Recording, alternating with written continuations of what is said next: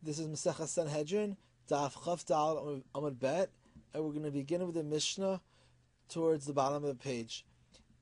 Elu hein hapsulim. These are the people who are apostle, who are invalid to be a judge or a witness. Mesachek Bekuvia, someone who gambles. The Rashi says, before we go on, Kulu Mefarish Gemarah. The Gemarah will explain what each of these are. They're not all readily obvious what they mean. The Kulon Me'ain Gazladan Hain. They're all like. The word Me'ain is an important word. They're like thieves. Torah Amra Al Tashe Rasha Aid. That a Rasha, which is interpreted as a thief, cannot be a witness. V'kol shekain dayan, and certainly cannot be a judge. The word Me'ain is important because a real Gazlan, someone who actually steals, is invalidated midioraita. But these are not actual thieves, but they're somewhat like thieves. Like Tosfot also points out, thieves themselves, lo katani, are not mentioned in our Mishnah, because our Mishnah is dealing only with psulim d'Rabbanan, rabbinic people who are invalid based on rabbinic extensions, people who do borderline stealing. So the first is Mesachek Bekuvia, someone who gambles. Ve'amalva beribis, the second case is someone who lends money on interest. Interest is a violation of a mitzvah d'oraisa and is invalidated rabbinically midrabanan. Umarfricha yonim. Marfricha yonim, the Gemarah has a debate what it means. Either it's someone who bets on pigeon racing, or it's someone who finds a way to decoy other people's pigeons to sort of steal them. And lastly, sochrei shviat, people who do business with the produce of the Shemitah year. The produce of the Shemitah year is supposed to be left ownerless for anyone to eat, whatever grows from the ground. But this person does business with Shvi'at, which violates a mitzvah in the Torah. And to this, Amar Rabbi Shimon explains, B'tchila hayukoren osan osvei Shvi'at. They used to be called gatherers of Shvi'at. Misharabu ha'anasim. Once it became a difficult situation, Chazru lekrosan sochrei Shvi'at. They started saying it's only the people who do business with Shemitah produce. And the Gemarah here is confused as to what it means and explains it much clearer. Amar Rabbi Yehuda, the Mishnah concludes that Rabbi Yehuda qualifies. Eimasai, when is this true? That we said, presumably, Mesachek Bekuvia is puzzle, Bizman she'ein lahen umnus elahu. It's only if that's his only source of money, his only profession. Aval yesh lahen umnus shalohu, but if they have another profession, ksherim, then they are valid. They are only invalid if that is the only source of their income. And the Gemarah will elaborate on this as well. The Gemarah begins, Mesachek Bekuvia, my ka'avid.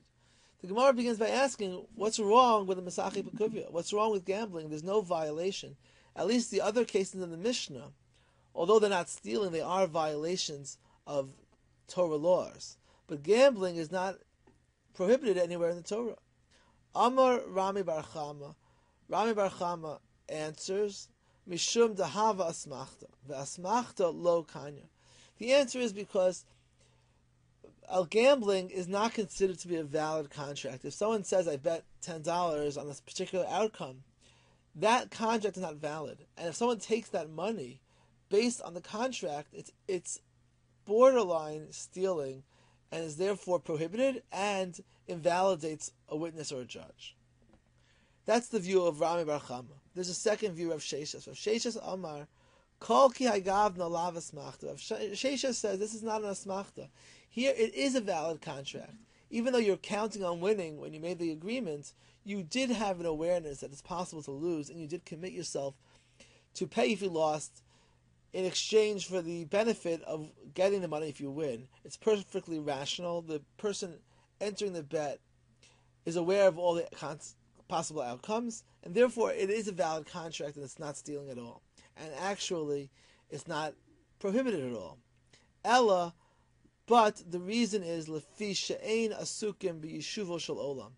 The reason why a gambler is invalid as a judge or a witness is not because he sinned, but it's because he does not engage in anything productive for society. There's no real output. There's no value added to the economy or to society when someone bets. And therefore, because of that sin, it's wrong to gamble, and a gambler is invalidated as a witness or a judge. My Beinayu, the Gemara wants to know what's the difference, whether the reason is like Rabbi Bar Chama, because it's an invalid contract, or like Rav Sheshet, because you're not engaged in Yeshiva Olam. Ika Beinayu, there is a practical difference. The Gamar Umnuta Achariti. Let's say he has another job on the side. He's not a full-time gambler. He works by day, adds lots of value to society, and at night gambles once in a while. So this person is engaged in Yeshiva Olam, and therefore would be valid, and is not doing anything wrong. But if it's considered to be an asmachta, illegal contract, then the act itself is like stealing. Therefore, the Gemarah follows up. If you look back in the end of the Mishnah, Amar Rabbi Yehuda concluded the Mishnah, Eimatai, when is this true? Rabbi Yehuda said, Bizman she'ein lahen umnot elahu, when they have no other job. Aval yesh lahen umnot shalahu, but if they have another profession, ksherim, then the Mesachek Bekuvia is valid. So this seems to support Rav Sheshet and disprove Rami Bar Chama. Since the Mishnah itself limited it to someone who has no other job, that proves it's based on Yeshiva Olam, and therefore the Mishnah proves Rav Sheshet right and Rami Bar Chama wrong. Rami Bar Chama and Rav Sheshet are Amoraim, who are debating the reasons for the Mishnah, but the Mishnah itself supports the reason of Rav Sheshet. Alma Tamad Matnitin Mishum Yeshiva Olam. This proves that the reason for the Mishnah is Yeshiva Olam. Kashya le Rami Bar Chama. This is a problem to Rami Bar Chama. V'chitema, and if you'll suggest an answer for Rami Bar Chama, that pligi Rabbanan Aleid Rabbi Yehuda, that maybe the Mishnah, the end of the Mishnah supports Rav Sheshet. Rabbi Yehuda's view supports Rav Sheshet, but Rami Bar Chama could say that Rav Yehuda is arguing with the Chachamim, who made an unequivalent statement that Mesachek Bekuvia is invalid, which would be in all cases like Rami Bar Chama. Rami Bar Chama interprets the Mishnah that there's a debate within the Mishnah, and Rami Bar Chama was explaining the view of the Chachamim, and therefore Rav Sheshet would align with the minority view of Rabbi Yehuda. So note, the Gemarah thinks that can't be. Va'amar Rabbi Shimon Levi taught us, Kol makom she'amar Rabbi Yehuda, whenever Rabbi Yehuda says, Eimatai, the word Eimatai, or Ubameh, Eino Ela Lefarish, it is only an explanation of the Divrei Chachamim, of the words of the Chachamim. Rav Yochanan Amar Eimatai Lefarish Ubameh Lachaluk. Rabbi Yochanan argues and says that the word Eimatai is explaining, and Bameh is actually debating. Alma mi Eimatai Lefarishu. But everyone agrees that the word Eimatai is always a word of explanation. In other words, what the Gemarah is saying is that the Mishnah is written very precisely and uses the words very carefully. Whenever they want to express, although there's a debate about Bameh, which is not relevant to our discussion, the word Eimatai is always used when someone wants to explain the previous view. So this is how the reader will know whether the Mishnah is in fact presenting a debate or presenting two people who are explaining one view. So Eimatai, whenever someone says Eimatai, when is that so? They're always explaining that according to the previous view, this is limited. So therefore, our theory cannot be correct, and Rabbi Yehuda is not arguing, and therefore Rami Bar Chama would be agreeing with no one in the Mishnah. So the Gemara responds to this and actually reinstates this possible explanation. Gavra agavra karamit. You're asking a question from one person to another person, from two contemporaries. We see that there's a debate how the words Eimatai Bameh are used in the Mishnayot, and Rabbi Yochanan and Rabbi Shimon Levi debate it. So Rabbi Bar Chama was a contemporary of these other Amoraim. He was also an Amora. So Mar Savar Pligi, one person, Rabbi Yochanan Rabbi Bar Chama thinks that the word Eimatai is to argue. Umar Savar, and the other view of Rav Yochanan is that Lo Pligi is that it's Lefarish.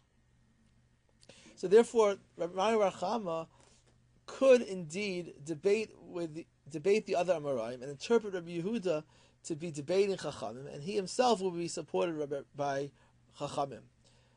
Presumably, Rabbi Yehuda, Rav Sheshet would interpret Eimatai like Rabbi Yochanan did, that it's Lefaresh, and considers himself to be consistent with Chachamim. In other words, Rav Rachama and Rav Sheshet are debating where they all agree with what Rabbi Yehuda says, that what they're debating is what the view of Chachamim is.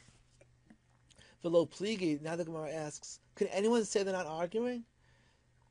Could Rabbi Yochanan and Shimon Levi be possibly correct? V'ataynu, we have a Braita which says explicitly, Bein sheyesh lo umnut shalahu, bein she'ein lo umnut elahu, harei zeh pasul.